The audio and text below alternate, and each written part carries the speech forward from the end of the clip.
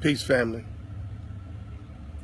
I want to thank everybody out there who's engaged and trying to do something in your community to end the senseless violence that seems to be increasing, especially among us, towards us, and of course the police towards us.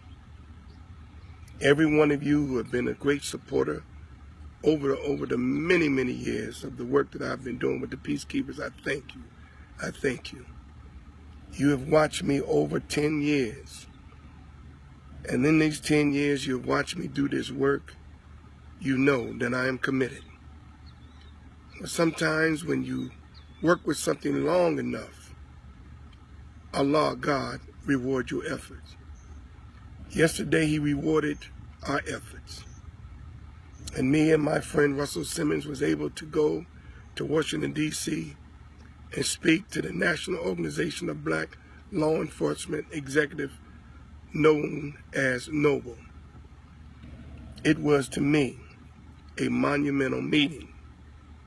Why? Because you know we're coming to a point where it's going to be very difficult for white law enforcement to come in our community.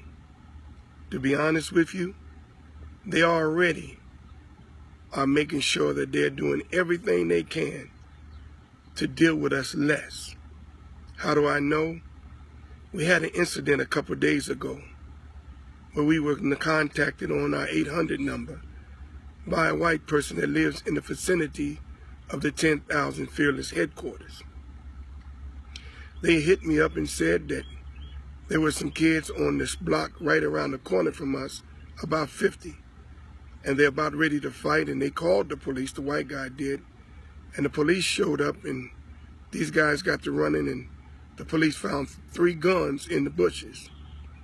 Now you would think if the police found 3 guns in the bushes that they were going to patrol that neighborhood, knowing that these kids haven't left, they still congregate, and they still look like they get ready to get at each other. And so when he told me that, I said, we are peacemakers. So I sent a 911 call out to all the FOI and all the peacemakers. About 30 of them showed up, and we went over to where these young brothers was at, talked to them, met with them, and by the grace of God, we was able to squash the beef before the grief. Using the minister's rally cry of the 10,000 Fearless, get between your young brothers and the guns and bring conflict resolution. Well, we did that, and God bless us. But that same day, one of the brothers flagged the police down and said, you know these guys getting ready to get at it. Why don't you park a patrol car here and be a deterrent? The police officer said to the brother, we don't do that no more. We're not going to be sitting here as sitting targets. And he drove away. Well, it's very clear. This killings of police officers around the country has affected law enforcement to the degree where their attitude is, if you don't care about us, we don't care about you. Well, that brings us back to Noble.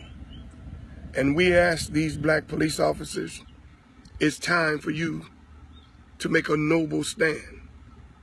We know that some of the black police officers are just as hated as the white police officers are. We don't have, our young people don't have no respect for 5-0, whether it's black or white. But we do have a chance of getting these black police officers integrated back into the black community. Notice my words, integrated back into the black community. We're going to give them a chance to be noble. Give them a chance to do the right thing. And not only do we want to see them more in our community, but we believe that if the black police officer take a very strong stand, then he's shown the love by our community. Then what we're hoping that black police officer do is put his white counterpart friend in check when he see him out of check. It's going to take a long time, family, for us to bridge this gap between us and them. But to be very honest, we have 2 walls. We have a black wall of silence where we don't snitch on one another or we don't turn each other over to the police. And they have a blue wall of silence where they don't snitch on one another and they don't turn their criminals over to law either. Well, if we honestly asking them to tear down their blue wall, don't you think it's fair for us to tear down our black wall? But they must do theirs first. The day we see them tear down the blue wall, then we're going to tear down our black wall.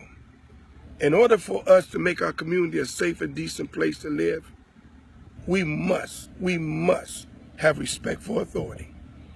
We're not talking about have respect for abusive authority. But when we say respect for authority, we're not talking about the police. Our young people have to respect the authority of their parents. Our young people have to respect the authority of teachers. And then we ask them to respect the authority of the police. But if you don't respect the authority of your parents, you're sure enough not going to respect the authority of the teachers. And if you don't respect the authority of the teachers, we know where you're going to wind up in the hands of. This is a great moment for us. It's a sad moment, but sometimes it's always been taught that in the most difficult times present the greatest of opportunities. This is our opportunity, family. I don't know if you belong to any organization, but you need to join any anti-gun violence organization. I don't care if it's the Peacemakers, Peacekeepers, Nation of Islam, I Love My Life, Man Up. Join something. To sit around and do nothing is not an option. Crime and violence ain't going away, family. You can't pray for peace. You can't march for peace. If you want peace, you got to make peace. That's why we call the Peacemakers. Thank you. Keep supporting the great work we're doing, family. Thank you, Russell. Russell have committed, Rushcard, to put a big chunk of money behind the Peacekeepers. And we thank him for that. We're going to make this happen, dear family. Oh, God, trying. My name's Captain Dennis, and I'm present for peace.